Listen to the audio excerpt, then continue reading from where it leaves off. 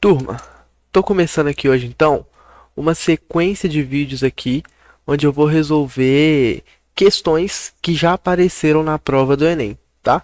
Então, eu vou resolver questões aqui de química, de matemática, de física nessa sequência de vídeos e ela vai servir tanto para aprender as matérias, já que eu vou destrinchar rapidinho, né, os tópicos de cada questão, quanto para às vezes buscar uma questão pontual que você estava tentando fazer e acabou ficando ali na dúvida, não sabia fazer, ela pode acabar aparecendo aqui no vídeo, tá? Vamos começar hoje com questões de química.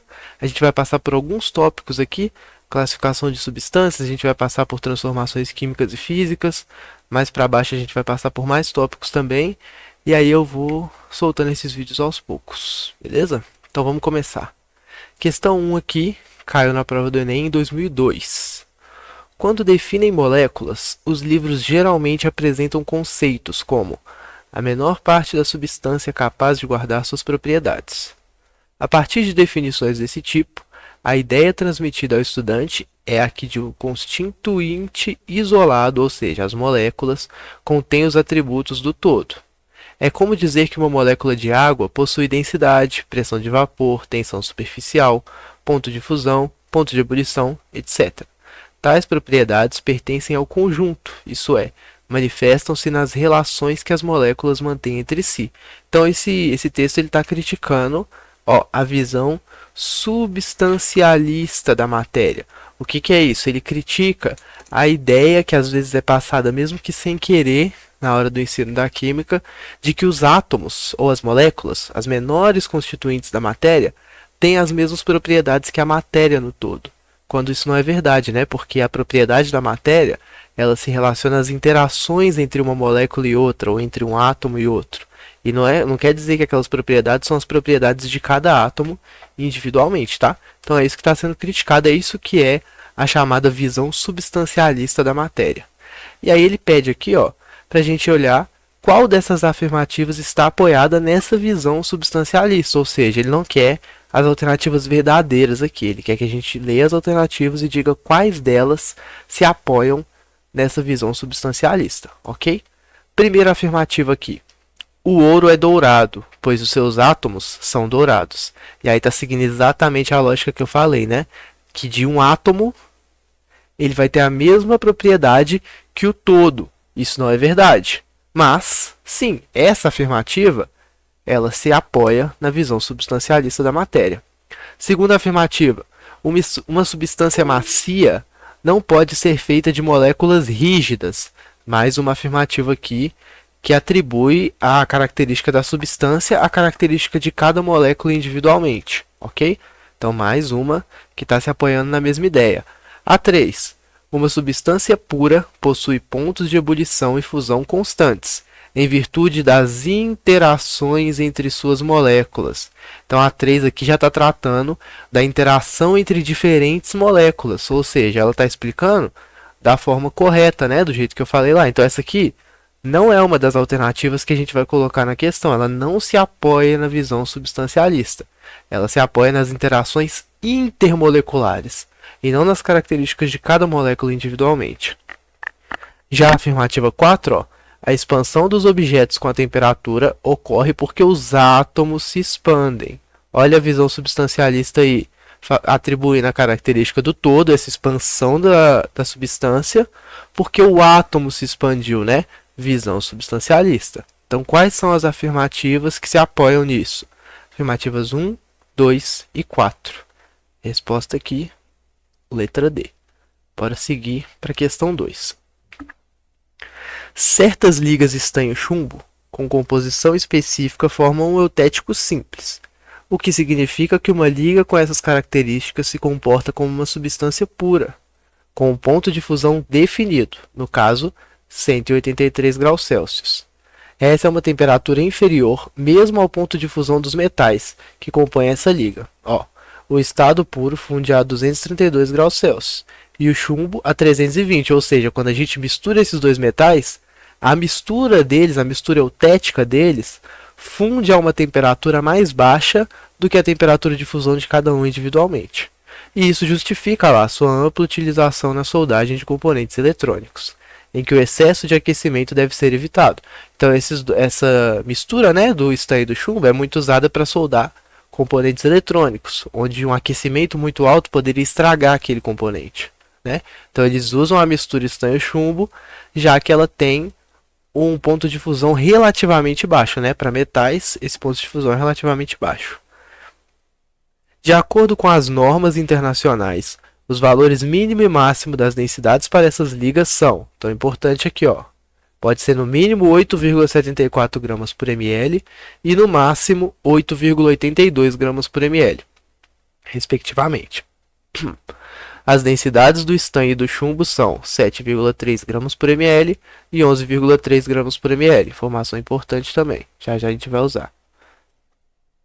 Um lote contendo 5 amostras de solda estanho-chumbo foi analisado por um técnico, por meio da determinação de sua composição percentual em massa, cujos resultados estão mostrados no quadro. Então, ó, cada amostra aqui e a porcentagem de cada metal que essas amostras têm, tá?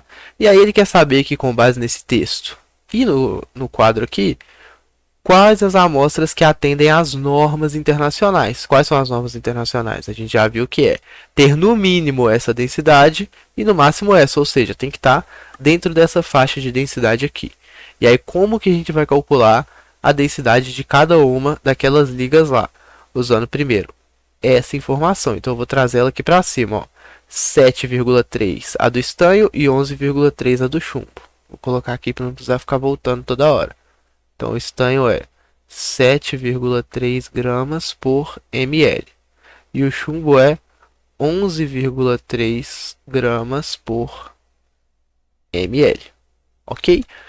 E aí a gente pode calcular aqui com uma equação que é uma equação relativamente simples aqui, que a gente dá uma simplificada em como calcular a densidade de ligas.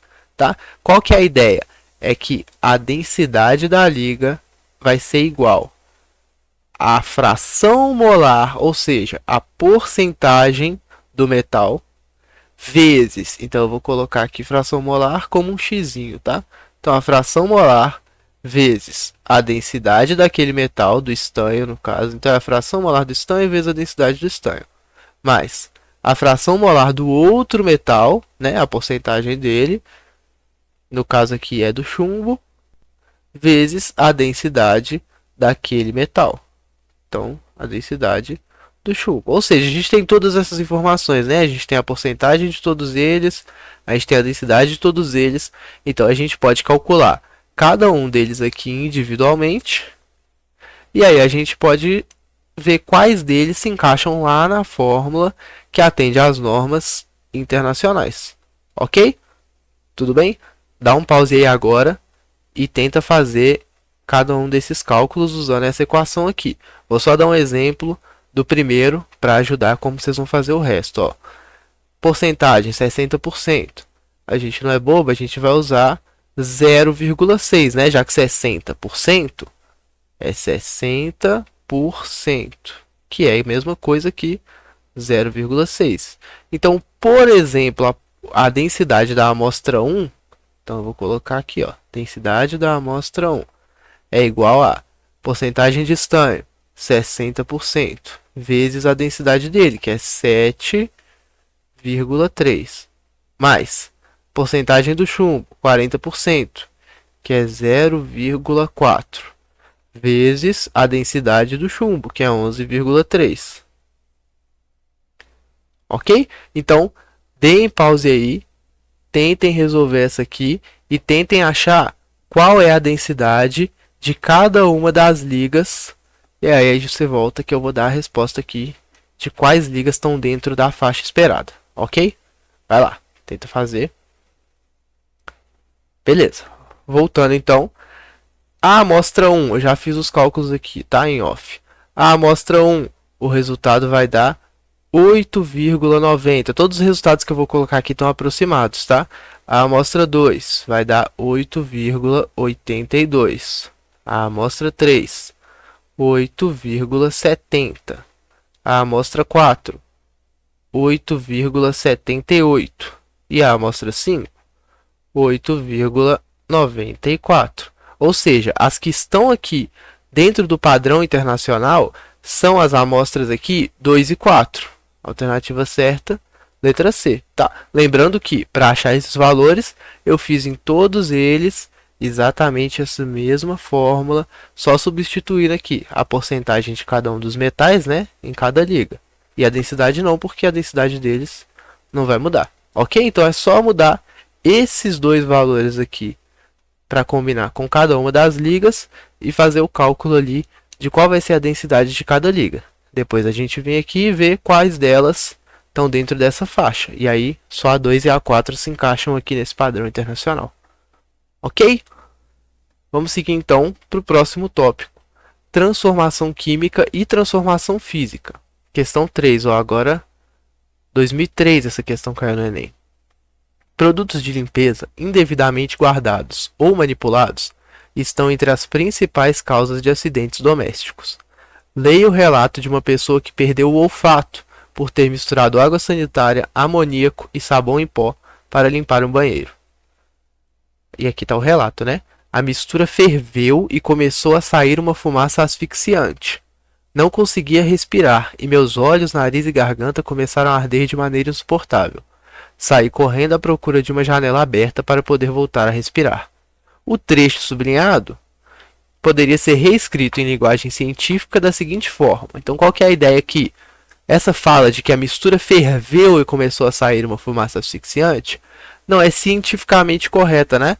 Já que ela misturou aqui 3 substâncias e o que aconteceu não foi que a mistura ferveu. Ela não chegou no ponto de ebulição dela. Houve uma reação química que liberou gases, tá? Então a gente vai procurar aqui a alternativa que diga isso pra gente, que houve uma reação química que causou a liberação desses gases tóxicos, asfixiantes, né? Vamos ver. As substâncias químicas presentes nos produtos de limpeza evaporaram. Errado. Elas não evaporaram. Elas não chegaram no ponto de ebulição. Com a mistura química, houve a produção de uma solução aquosa asfixiante. Errado. Ela falou que ferveu, então ela viu gases saindo daquela mistura. Ou seja, o que era asfixiante não era a solução aquosa, né?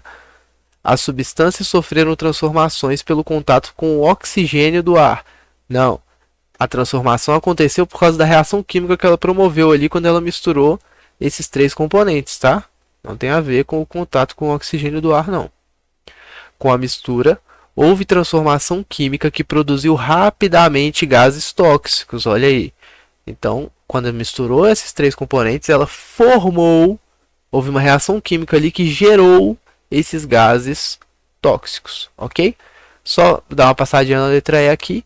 Com a mistura, houve transformação química, evidenciada pela dissolução de um sólido. Não, ela nem falou nada disso e ele está falando da parte sublinhada, né? Não tem nada a ver com dissolução de sólido. Ok? Tranquilo essa, né? Bora para a questão 4. Entre os procedimentos recomendados para reduzir acidentes com produtos de limpeza, aquele que deixou de ser cumprido na situação da questão anterior. Então, qual dessas recomendações aqui a pessoa dessa questão não cumpriu, né? A. Não armazene produtos em embalagens de natureza e finalidade diferente das originais. Não, né? Não tem absolutamente nada a ver com armazenamento. A pessoa pegou e misturou aqueles produtos químicos. Leia atentamente os rótulos e evite fazer misturas cujo resultado seja desconhecido. Tá aqui, né? Evite fazer misturas. É justamente o que a pessoa fez ali, uma mistura que tinha um resultado desconhecido, que no caso ali era um gás asfixiante. Ok? Só passando nas outras aqui. Não armazene produtos de limpeza e substâncias químicas em locais próximos a alimentos. Não tem nada a ver, ela não falou nada de alimentos, né? Verifique nos rótulos das embalagens originais todas as instruções para os primeiros socorros. Também não tem a ver, porque o problema dela não foi com os primeiros socorros, né? Inclusive ela fez o certo, que foi buscar uma região que tivesse ar fresco para ela respirar. Mantenha os produtos de limpeza em locais absolutamente seguros, fora do alcance de criança. Não foi um acidente envolvido com crianças manipulando aqueles reagentes, né? Então, totalmente fora de questão. Essa era bem tranquila, né? Bem na cara que a resposta era a letra D. Essa tava lá no Enem 2003 para ninguém tirar 0, né? Na prova de química. Vamos para 5. Lembra de dar pause sempre, né? Antes dos exercícios. Tentar fazer sozinho. E aí depois tira o pause e acompanha a resolução comigo. Os gases liberados pelo esterco e por alimentos em decomposição podem conter sulfeto de hidrogênio. Olha aí, então os alimentos em decomposição eles podem liberar o sulfeto de hidrogênio, gás com cheiro de ovo podre, que é tóxico para muitos seres vivos. Com base em tal fato, foram feitas as seguintes afirmações. Então vamos lá, vamos ver as afirmações corretas. Ok. Gases tóxicos podem ser produzidos em processos naturais. Verdadeira. Tá? Gases tóxicos podem ser produzidos em processos naturais. E vários processos naturais. Ok? Então, essa é verdadeira. Deve-se evitar o uso de esterco como adubo, porque polui o ar das zonas rurais. Não, essa alternativa aqui é falsa, porque a quantidade liberada de sulfeto de hidrogênio e de qualquer outra coisa que possa poluir pelo esterco que é usado como adubo é irrisória, tá? Não é uma quantidade relevante para a gente falar que deve ser evitado o uso do esterco porque vai poluir o ar. Inclusive o esterco é o fertilizante mais limpo que a gente tem, tá? O fertilizante orgânico e é o fertilizante mais verde, entre aspas, né? O melhor que a gente tem para a natureza, melhor opção que a gente tem.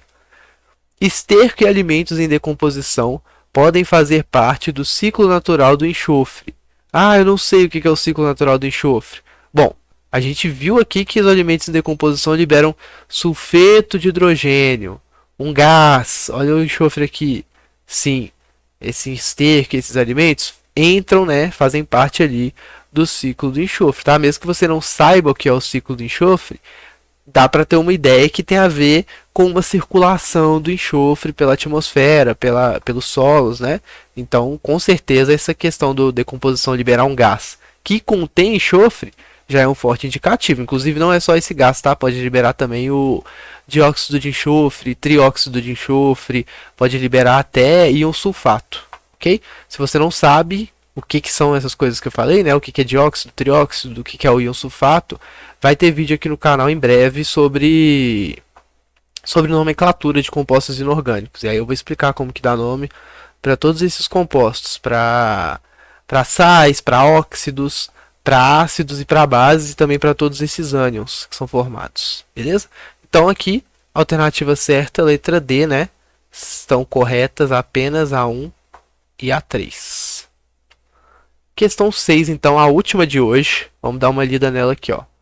Na fabricação de qualquer objeto metálico, seja um parafuso, uma panela, uma joia, um carro ou um foguete, a metalurgia está presente na extração de metais a partir dos minérios correspondentes, na sua transformação e sua moldagem. Muitos dos processos metalúrgicos atuais têm em sua base conhecimentos desenvolvidos há milhares de anos, como mostra o quadro. E aí, por curiosidade, se quiserem ver, dá pause aí e dá uma lidinha no quadro. Eu não vou passar por ele todo, porque tem muita coisa aqui que a gente nem vai usar na questão, tá bom? Então vamos ler a pergunta aqui. Podemos observar que a extração e o uso de diferentes metais ocorrem a partir de diferentes épocas. Uma das razões para que a extração e o uso do ferro tenham ocorrido após a do cobre ou estanho é. E aí então ele quer saber por que o ferro só foi ser usado muito depois de alguns outros metais, tá? Então vamos lá. A inexistência do uso do fogo que permitisse sua moldagem. Essa aqui passa perto, mas simplesmente o fogo, ter fogo, não garante que você chegue na temperatura suficiente para conseguir moldar ferro, para conseguir derreter ele, porque ele tem uma temperatura de fusão altíssima, tá?